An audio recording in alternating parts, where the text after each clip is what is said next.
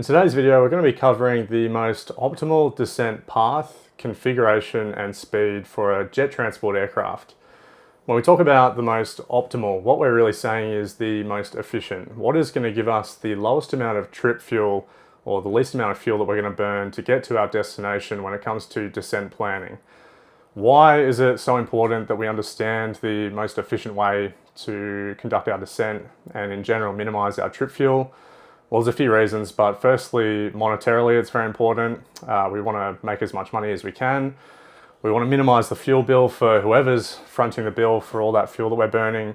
And secondly, in the modern era of carbon taxes, we want to minimize the amount of carbon offset tax that our operator, whether it's us or an airline, has to pay to conduct the flight. And ethically, you can make an argument that for sustainability, we want to reduce the amount of carbon that we're putting into the air on a given flight. And last but not least is minimizing the dent that we make on fuel supply in the economy. Obviously in an era where everyone's talking about fuel supply, so making sure that we minimize the amount of fuel that we burn is very important in today's climate. Now, although most of what we're going to talk about is specific to jet aircraft, principally it's aerodynamics and physics based, so it's really going to apply to all aircraft that fly. The crux of what we're going to talk about is deciding on the optimal top of descent point, as well as speed and configuration. What we'll find is that it's going to be the point at which we can basically do a glide approach from our cruising altitude all the way down to where we'd start configuring the airplane. There's a few assumptions that we're going to make this easier to explain. Firstly, we're going to be ignoring a 250 knot speed constraint below 10,000 feet.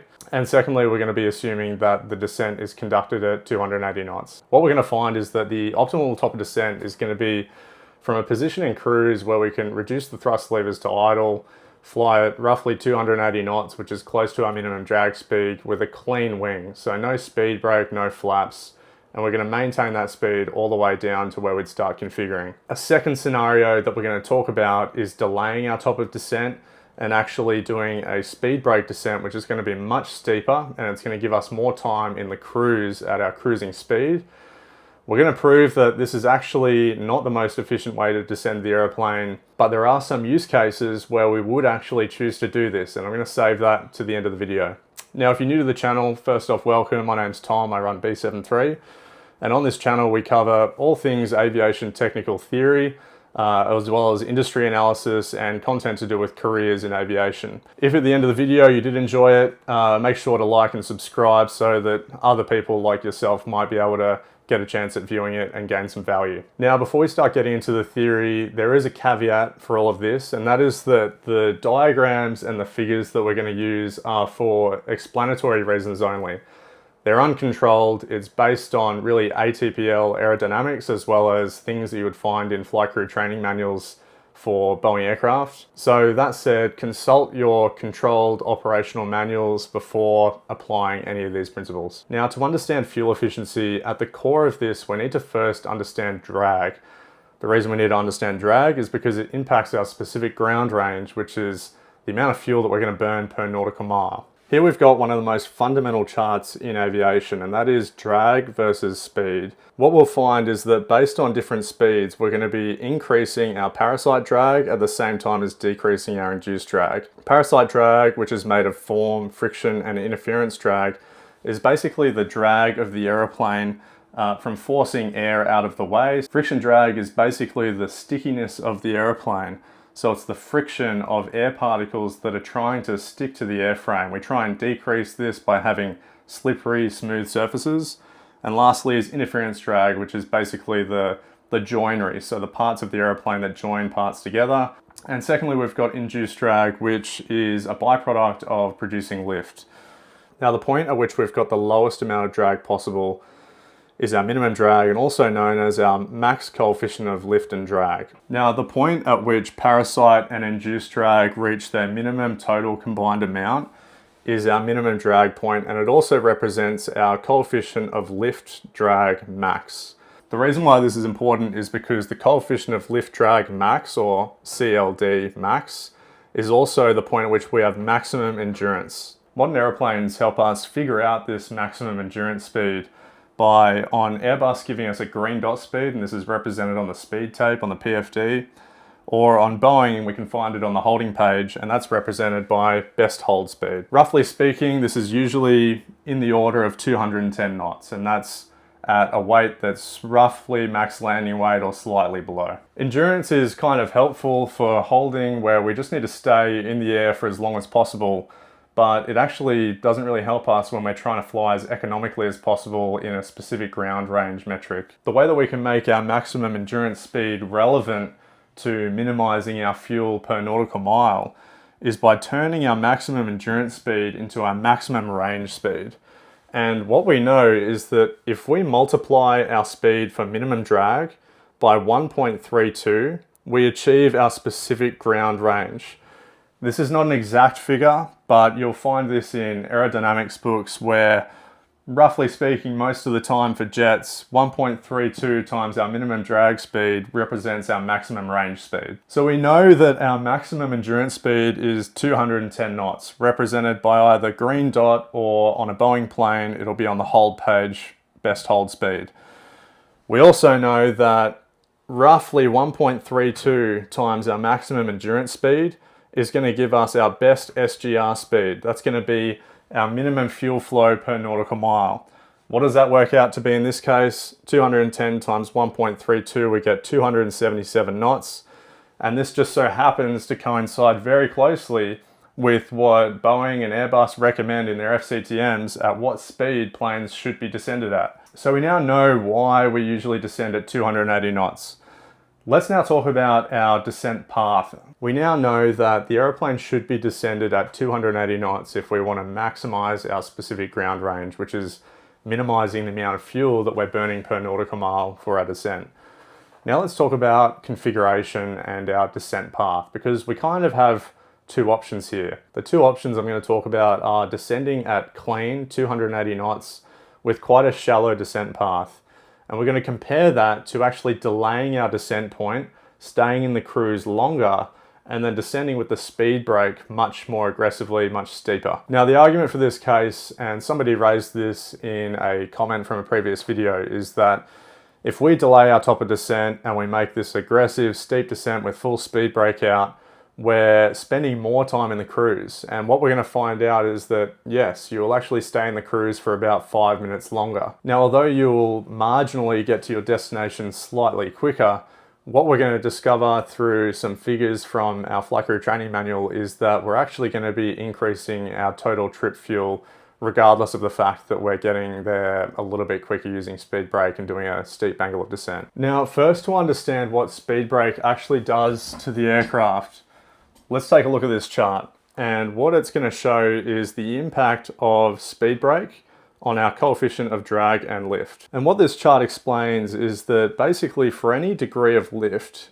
if we extend the speed brake, all we're doing is massively increasing our drag. So we can therefore deduce that extending the speed brake is going to have basically no positive impact on lift production for the airplane, but it's going to massively increase our coefficient of drag. The impact of that on our descent, if we're maintaining 280 knots, is that we're going to have a much steeper descent path compared to our clean descent angle. So you could therefore make the argument that this is a feature, this is a pro, and this would actually enhance our descent because now that we've got a much steeper descent path, we can stay in the cruise for longer, getting to our destination faster because our true airspeed is much higher. And what we're going to find is that this is not entirely true. The benefit of getting to our destination slightly quicker, unfortunately, does not make up for the increased fuel flow by sitting in the cruise for an extra 5 minutes waiting for our delayed descent that we've created. Now, to understand the fuel cost comparison of a clean descent versus a speed brake descent, we first need to figure out how long these descents are going to take in both scenarios, and then the fuel burn in both scenarios as well. So we know from the FCTM that if we descend at 280 knots with a clean airplane, we're going to be descending at about 2,200 feet per minute. That's versus having the speed brake out where we're descending at around 3,100 feet per minute, which is obviously quite a bit more aggressive, hence the steeper descent path angle. Now, if we know we need to go from 36,000 feet down to 5,000 feet, We just minus 5,000 from 36,000, we get 31,000, and then we divide it by our feet per minute. What we find here is that clean, we're going to be descending for 16.5 minutes versus dirty, we're going to be descending at 11.5 minutes. The delta of the two is 5 minutes. Hence, back here, we're sitting in the cruise for 5 minutes longer. Now, what is the penalty of sitting in the cruise for an extra 5 minutes? And what we can see is that our cruise fuel flow at altitude, roughly around 60 tons, which is below max landing weight. It's a very common sort of late flight weight for a 737, is 2,200 kilos per hour. Now 5 divided by 60 times 2,200 kilos an hour, and we come to a fuel burn of 200 kilos. So we now know that if we delay our top of descent and use speed brake all the way down at 280 knots, we're going to be spending another 200 kilos in the cruise getting to our top of descent point versus descending earlier at idle thrust, clean wing, all the way to our destination. Now we need to figure out how much fuel burn is going to happen with both scenarios from their respective top of descent point. And the way to do this is to use the fuel flow rate with idle thrust from top of descent all the way down to our configuration point, or the initial approach fix. And what we'll find is that it's roughly 100 kilos per hour per side, so a total of 200 kilos per hour. Now, we previously figured out that our clean and dirty descent times are 16.5 minutes and 11.5 minutes. So obviously the way to figure out our fuel burn is 16.5 divided by 60 times our fuel flow, which is 200 kilos an hour, and the same again for 11.5 minutes. And what we get is a total burn for our clean configuration of 60 kilos, and a total burn for our delayed top of descent scenario of 40 kilos. So you could make the case that although the speed brake descent has a high fuel burn, 240 kilos, the argument for this scenario is that we're spending 5 minutes longer at cruise altitude with a high TAS. And let's just say our cruise TAS is 440 knots. Delaying our descent is going to mean that from position A, which is kind of our comparison point for both scenarios, our average speed, if we're using the speed brake descent, is actually going to be slightly higher than commencing our descent earlier at 280 knots. The reason for that is because a larger proportion of our flight will be at a lower altitude.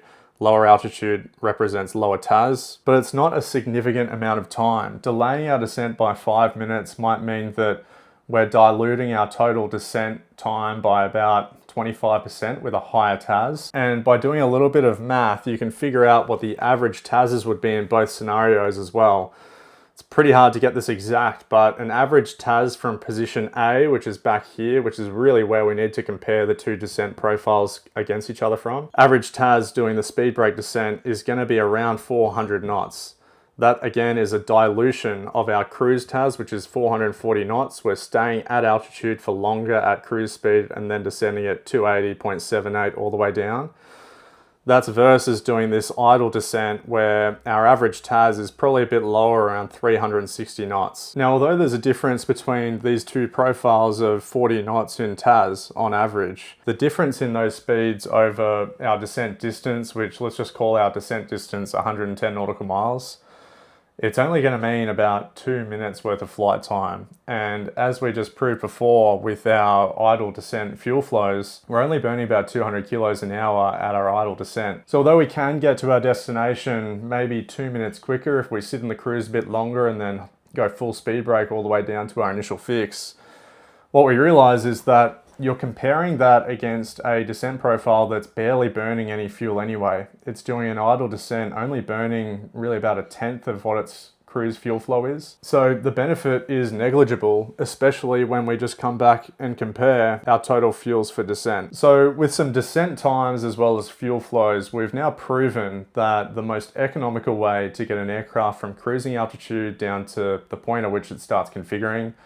is by doing an idle descent with a clean airplane at roughly 280 knots, which is very close to its specific ground range speed or its maximum SGR. Now let's talk about a scenario where we actually would use speed brake to increase our angle of descent. Now, this isn't very common, pretty rare, but a scenario that we may choose to actually steepen our descent path is a scenario where we've got thunderstorms sitting on top of our normal descent path. This is obviously lightning, here are the clouds, and oh my gosh, we can't stay on our idle 280 knot clean descent path. So an option for us is to sit all the way up here. We're at 36,000 feet. We might be above some of this weather. Obviously, we'll be looking out the window and consulting the weather radar, but an option for us to deviate if we can't go laterally is to maintain our altitude and pick a later top of descent point. Maybe we do some holding on the way down to lose altitude as well. But of course, we've got the Speedbrake, which is going to increase our descent rate. So there we go, guys. We've found the point at which the airplane achieves minimum drag. We've learned that minimum drag coincides with our maximum endurance speed. We've then turned our maximum endurance into our maximum range speed, or our maximum specific ground range, by multiplying it by 1.32. That's given us the best speed that we can descend the airplane at. We've then taken a look at what impact our Speedbrake has on our coefficient of drag, which in turn has a significant impact on our descent path angle. We've then referenced our flight crew training manual to figure out from top of descent how long it takes to get from 36,000 feet down to 5,000 feet. Then taken those times and looked at our fuel flows in the cruise as well as on descent with idle thrust to figure out what our fuel burn is for each different descent path. I hope you guys found this video interesting. If anyone has any questions about anything that I've been talking about, I understand there's a lot of technical terms that we've been talking about, whether it's coefficient of lift, drag, specific ground range, as well as things like speeds, like true airspeed. I'm going to put a few notes in the description of this video that at least cover some of these terms so that it makes more sense and you can reference them to be able to watch along a little bit better. But once again, thank you very much for watching the video. This video is basically inspired as a response to a question or comment from a previous video. So keep the questions coming, and hopefully we can all engage and gain something value from these videos in the future. Until next time, see you in the next video.